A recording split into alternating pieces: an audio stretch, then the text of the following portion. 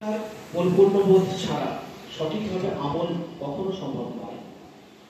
মানুষের জীবন সর্বতোভাবে সেই শিক্ষার অনুগত করার নামই হলো সিরাতে মুস্তাকিম বা হচ্ছে সরল এবং সঠিক পথ। আচ্ছা, আপনারা হয়তো লক্ষ্য করেছেন কিছুক্ষণ আগে আমাদের বলছিলেন যে সিরাতুল মুস্তাকিমের কথা, অর্থাৎ সেই এই তাসাউফের শিক্ষা বা সঠিকভাবে শিক্ষা ছাড়া সেই সিরাতুল মুস্তাকিমের পথ সেটাকে পৌঁছানো সম্ভব নয়। সত্য সন্ধানী ও কল্যাণকামী সেই ব্যক্তি সেখান থেকে আলো সঞ্চয় করে কিংবা আলোর পথে যে উন্মুক্ত হয়। একদিকে কোরআন হাকিম আমাদের কাছে ইসলামের চৈন্তিক অর্থাৎ চিন্তাধারা ও মতাদর্শীয় মাপকাঠি ও তার ভিত্তি নির্ণয় করে দিয়েছে। অন্যদিকে রাসূল সাল্লাল্লাহু আলাইহি সাল্লামের সুন্নত ও জীবন ধর্মী যে মতাদর্শ কর্মজীবনের বাস্তবায়ন করার জন্য জীবন পদ্ধতি ও আদর্শিক রূপরেখা প্রস্তুত করে। রাসূল সাল্লাল্লাহু আলাইহি সাল্লামের পরবর্তী যুগ যখন শরীয়ত জ্ঞান সমূহ রচিত হয়েছে এবং শরীয়তের শীর্ষ গন্তব্য তথা আল্লাহ মারফাতের মঞ্জিল পৌঁছানোর রীতিনীতি প্রণয়ন করা হয়েছে, সেই যুগের কর্মপদ্ধতি বিস্তারিত রূপরেখা ঠিক করে দেয়। এবার শরীয়ত মূলত কোরআনে সুন্নত নির্ভর আদেশ নিষেধের নিয়মের নাম, যা ব্যক্তির সামাজিক জীবন সুশৃঙ্খল করে আর সেই কাজকে সদিচ্ছা ও পূর্ণ নিষ্ঠার অলঙ্কারে সজ্জিত করে শরীয়তকে ইহসানের স্তরে উন্নীত করার নামই হলো তাসাউফ। এবার তাসাউফ শব্দের ব্যাখ্যা ও ব্যাপ্তি নিয়ে বিভিন্নভাবে আলোচিত হলেও খুব সহজভাবে বলা যায় তাসাউফ থেকে উদ্দেশ্য সেই জীবন পদ্ধতি যাকে সুসজ্জিত করে মানুষের অন্তর দোষের আধারি বা পঙ্কিলতা থেকে মুক্ত হয়ে যায় পরিপূর্ণভাবে। অন্তর থেকে অবাধ্যতা কাটিয়ে হৃদয় ঝকঝকে মসৃণ এবং সেই অন্তর ঐশী আলোকে উৎসস্থল হিসেবে পরিগণিত হয়। তো এই পদ্ধতি বা পন্থার নামই হলো তাসাউফ।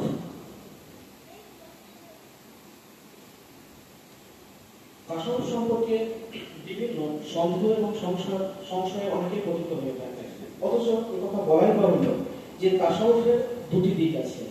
এক, তাসাউফ আত্মশুদ্ধির নাম। দুই, তাসাউফ সেই ধর্মীয় অভিজ্ঞতা নাম যার মধ্যে ইমামি মূল তত্ত্বের ফলাফল সচক্ষে দেখতে পাওয়া যায় এবং ইমানি স্তর পেরিয়ে ইকান বা সুদৃঢ় বিশ্বাসের স্তরে পৌঁছে যাওয়া যায়। তখন তাসাউফের উল্লেখিত দুটি দিক নিয়ে আলোচনা করা হয়ে থাকে। আত্মশুদ্ধিতে কিভাবে তাসাউফ গুরুত্বপূর্ণ লক্ষ্য করব। ইসলামী সমাজে প্রত্যেকজন সদস্য ব্যক্তিগতভাবে তাসাউফের মুখাপেক্ষী, কারণ এ কথা তো স্বতঃসিদ্ধ যে ইসলামী সমাজের অস্তিত্ব ও স্থায়িত্ব নির্ভর করে এমন কিছু লোকের উপর যারা আধ্যাত্মবাদী এবং চরিত্র সাধনায় পরিশ্রমী হয়। মানবীয় অনুভূতি ভ্রষ্টতা সমূহ প্রবণতা থেকে সম্পূর্ণ পবিত্র হতে এই ধরনের আধ্যাত্মিকতা মনস্ক ব্যক্তি করা সম্ভব। যতক্ষণ পর্যন্ত মানবাত্মা পরিশুদ্ধ না হবে ততক্ষণ অনুভূতি বিভ্রম ও বিচ্যুতি দূরীভূত হওয়া প্রশ্ন আসে না, কারণ অপরিশুদ্ধ আত্মা মানুষকে সর্বদা অসৎ কাজের প্রতি প্রলুব্ধ করে থাকে। এবার কোরআন শরীফের একটা বক্তব্য এর অকাঠ্য প্রমাণ দেয় যে সূরা ইউসুফের একটা অংশ নিশ্চয়ই মানুষের মন মন্দ কর্মপ্রবণ। এখানে প্রশ্ন হলো যে আত্মার সেই বিচ্যুতি প্রবণতা বিরোধিতা থেকে মুক্তি পাওয়ার উপায় কি? কোরআন মাজিদ সূরা আল শামস একটা অংশ যেটা হচ্ছে যে নিজেকে শুদ্ধ করে সে সফলকাম হয়। সুতরাং মানুষকে নিজের কর্মবৃত্তির দিক দিয়ে অনুগত ও পরিশুদ্ধ আখ্যায়িত করার জন্য নিজের আত্মাকে পরিশুদ্ধ করার বিকল্প নাই। মানবজাতির প্রতিপালন ও উন্নতি সাধনে সবথেকে গুরুত্বপূর্ণ দিক হলো তার মনস্তাত্ত্বিক, চেতনামূলক এবং আধ্যাত্মিক দিক।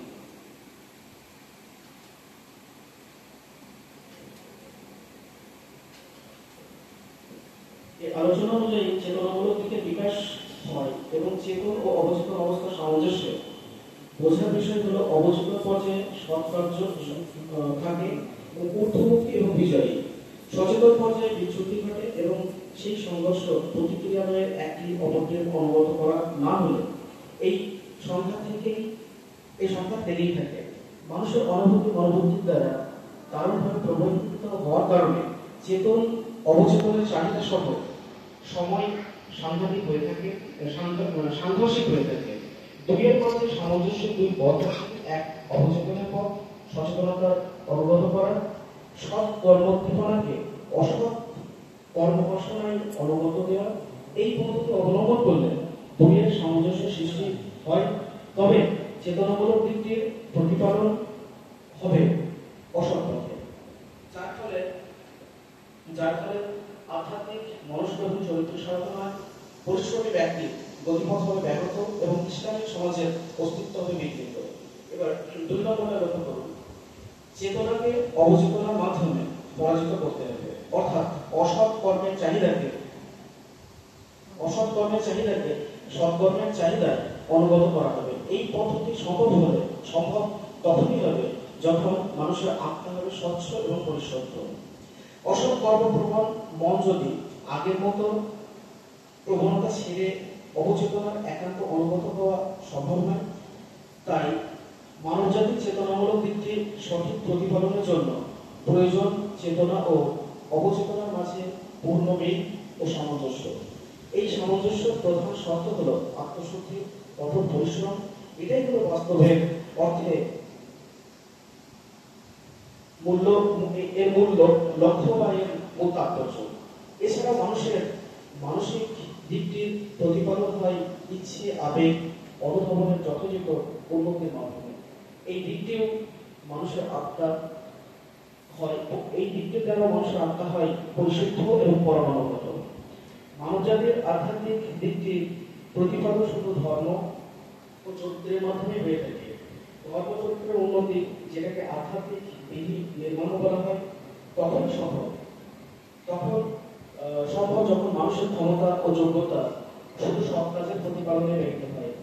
আত্মার উপর অর্থাৎ কাজের আড়াল থাকলে সৎ কাজের প্রতিপালন হতে পারে না, বরং তার বেশিরভাগই শক্তি যোগ্যতা বিনষ্ট হয় শুধুমাত্র অসৎ চাহিদা পূরণে। আত্মশক্তির ক্ষেত্রে অসৎ কাজগুলি সরিয়ে মানুষের পূর্ণ শক্তি যথাযথভাবে যদি সৎ কাজে ব্যয়িত হয়, তাহলে ধীরে ধীরে নফস ও মনোলোকে পরিবর্তন হতে শুরু করে। এই পরিবর্তনের হাত ধরেই মানুষের মন অসৎ কর্মপ্রবণ মন থেকে অর্থাৎ নফসে আমরান থেকে ধিক্কারপ্রবণ মন অর্থাৎ নফসে লাউ আমাহা ধিক্কারপ্রবণ মন থেকে সন্তুষ্ট মন অর্থাৎ নফসে মুতমান্নিহা এবং সন্তুষ্ট মন সন্তোষজনক মন অর্থাৎ নফসে রাদিয়া মারদিহা পরিণত হয়। সুতরাং আলোচনা থেকে আমরা বুঝতে পারি যে আত্মা শুদ্ধিকরণের গুরুত্ব ও উপকারিতা একাগ্র ও অপ্রতিরোধ। প্রমাণ এখানে একটি বলা যায় যে ইসলামী সমাজের সামগ্রিকভাবে প্রতিটি মানুষের কাছে আত্মশুদ্ধির অভিযান চাই, যা পুরোপুরিভাবে ইসলামের ঐতিহ্য। আর এই আত্মশুদ্ধির চরিত্র সাধনায় সর্বদা পরিশ্রমরত কিছু আধ্যাত্মিক ব্যক্তি উৎকৃষ্ট গুণাবলীর অধিকারী না হলে ইসলামের শ্রেষ্ঠতা কোথায়? আমি দেখো যে ইসলামের মধ্যে এই যে উৎকৃষ্ট যে গুণাবলী, সেটা যদি ধারণ যদি না হয়, কেউ যদি না হয়, তাহলে ইসলামের শ্রেষ্ঠতা কোথায়? এবার বলুন। আচ্ছা, এই আত্মশুদ্ধির নামই হলো তাসাউফ। শুদ্ধ সুশৃঙ্খল ব্যক্তি সমষ্টিকে বলা হয় সমাজ। তাই সুফিবাদের দাবি যথাযথ সত্য যে ইসলামী সমাজের শক্তি ভিত্তি অগ্রগতির জন্য অপরিহার্য প্রয়োজন তাসাউফের, যার কোনো বিকল্প হতে পারে না। এবার ধর্মীয় অভিজ্ঞতা হিসেবে তাসাউফকে যদি বলা হয়, লক্ষ্য করো যে তাসাউফের আরেক অবস্থা হলো ধর্মীয় অভিজ্ঞতা, যার মাধ্যমে ইমামি মূল তত্ত্বের ফলাফল সচক্ষে দেখতে সক্ষম হয়। অর্জিত হয় ইমামের পরে যে দৃঢ় বিশ্বাস, অর্থাৎ এটা আমি আগেও বললাম ইকান স্তরে, অর্থাৎ বিশ্বাসের জীবনে যদি জ্ঞান আর বিশ্বাস যদি এক না হয়, তাহলে আমল বা ধর্মকার্য বিশ্বাসের সহযোগী হয়ে ওঠে না, বরং ব্যক্তিত্ব হয়ে পড়ে চরম বিনষ্টি শিকার। আর অনুগত্যের অবাধ্যতার আঘাতে চূর্ণ বিচ্ছন্ন হয়ে যায় চরিত্র। তাই মানব চরিত্র তার জীবনাচারের সুশৃঙ্খল করার লক্ষ্যে বিশ্বাস, জ্ঞান এবং কর্মনীতিকে এক ও অভিন্ন এবং অপরিহার্য। আরেকটু বলে আমি শেষ করব। এবার যদি তাসাউফের মূল তত্ত্ব হিসেবে বলা হয়, তাহলে এই কথাই বলতে হয় যে তাসাউফ এক জীবনাদর্শ, যা লক্ষ্য উদ্দেশ্যের দিক দিয়ে জীবনের অগ্রগতির প্রকাশশীল। এই দর্শন যখন কারো জীবনে কার্যকরভাবে অনুষ্ঠিত হয়, তখন উন্নতি এবং সফলতার কল্পনা থেকেও সে স্বস্তি পেয়ে যায়। তাসাউফের আসল রূপ যদি কেউ বুঝতে পারে, এই শিক্ষা যদি সে হৃদয়ঙ্গম করতে পারে, তাহলে এ কথা বুঝতে অসুবিধা হয় না যে তাসাউফ দর্শন হলো 6টি উদ্দেশ্যের সমষ্টি, যার মধ্যে 3টি বাস্তবিক চেষ্টা সাধনা, প্রশিক্ষণ এবং আকিদার, এবং 3টি হলো রূহানি শক্তির উপর। প্রথম স্তর হচ্ছে আত্মশুদ্ধি, আর হচ্ছে রূহের পরিশুদ্ধি এবং সত্যের অনুগত্য। আর দ্বিতীয় স্তরের মধ্যে রয়েছে আল্লাহর মহব্বত, আল্লাহর সন্তুষ্টি এবং আল্লাহর প্রকৃত পরিচয়। যাই হোক, খুব সহজ ভাষায় ইসলামী শরীয়ত যেমন একটি বাহ্যিক দিক থেকে আভ্যন্তরীণ দিক হলো সুফিবাদ বা তাসাউফ। অন্তরকে সকল প্রকার কলুষতা এবং পঙ্কিলতা থেকে মুক্ত করে আল্লাহর সান্নিধ্য লাভের উপযোগী করে তোলা ও ক্ষণস্থায়ী পার্থিব জগতের মায়ামোহ ত্যাগ করে আধ্যাত্মিক জীবনের উন্নতি সাধনই হলো তাসাউফ। আল্লাহ তাআলা এবং তার নিগুড় রহস্য তালাশ করা, আত্মার পবিত্রতা, মানবাত্মার সাথে পরমাত্মার মিলন সাধনের উপর ভিত্তি করে এই সুফিবাদের উৎপত্তি। ধন্যবাদ। আমার আজকের এই পেপার এই পর্যন্তই ছিল। ভুল ত্রুটি আমাকে ক্ষমা করবেন।